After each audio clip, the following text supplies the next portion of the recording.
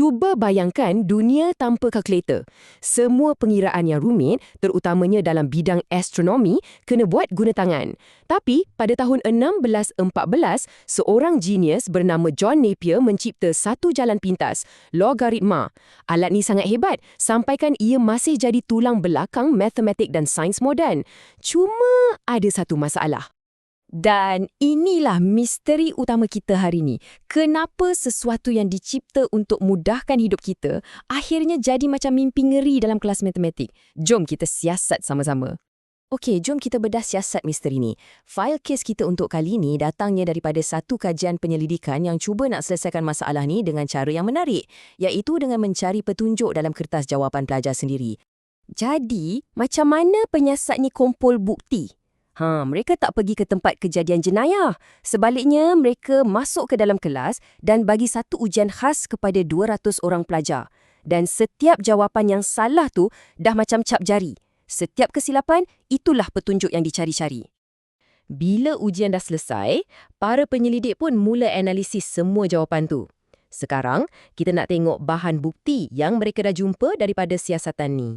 Dan penemuan pertama mereka memang agak mengejutkan. Daripada 200 pelajar yang ambil ujian tu, tak ada seorang pun yang dapat skor penuh. Bukan 10, bukan seorang, tapi kosong. Ini bukan lagi masalah biasa, ni dah macam wabak kan? Dan bila mereka gali lebih dalam tentang jenis-jenis kesilapan, mereka jumpa sesuatu yang pelik sikit. Mesti kita ingat masalah utama tu hukum logaritma yang pening kepala tu kan? Tapi salah. Kesilapan paling kerap berlaku sebanyak 159 kali adalah sesuatu yang sangat asas.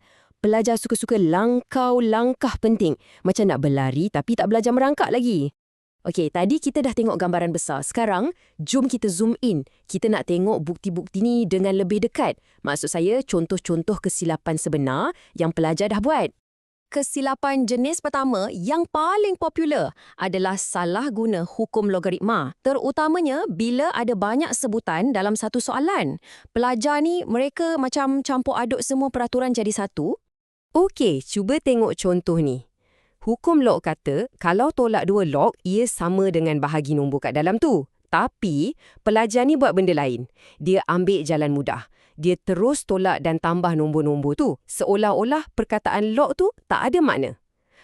Ini dah macam cuba campur apple dengan durian. Peraturan dia lain-lain. Petunjuk seterusnya dalam kes kita ni agak menarik. Ia pasal macam mana pengetahuan lama kita dalam algebra, khususnya hukum taburan tu, boleh jadi penghalang bila kita belajar logaritma. Dan kat sinilah otak kita selalu kenakan kita. Dah bertahun-tahun kita belajar algebra, kita tahu AX plus Y itu sama dengan AX plus AY. Otak kita dah macam autopilot dengan corak ni.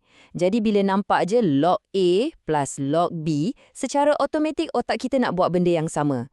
Tapi masalahnya, logaritma ni tak ikut peraturan algebra. Ia macam satu dunia yang berbeza. Okey, tadi tu konsep dia. Sekarang, jom kita tengok macam mana keliru sikit je boleh bawa kepada jawapan yang salah besar dalam soalan sebenar. Okey, jom kita bedah siasat kesilapan ni betul-betul. Ada dua masalah besar kat sini. Pertama, tengok belah kanan tu.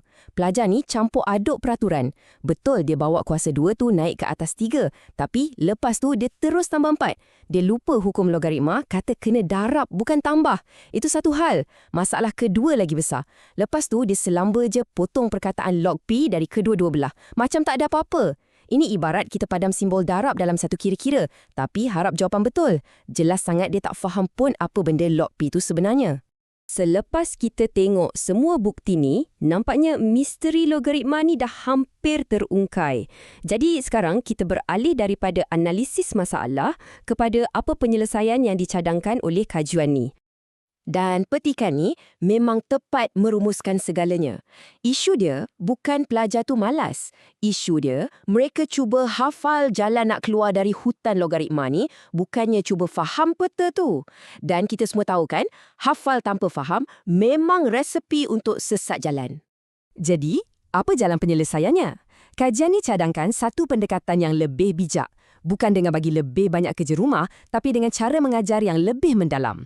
Pertama, kena jelaskan notasi. Apa sebenarnya maksud log tu?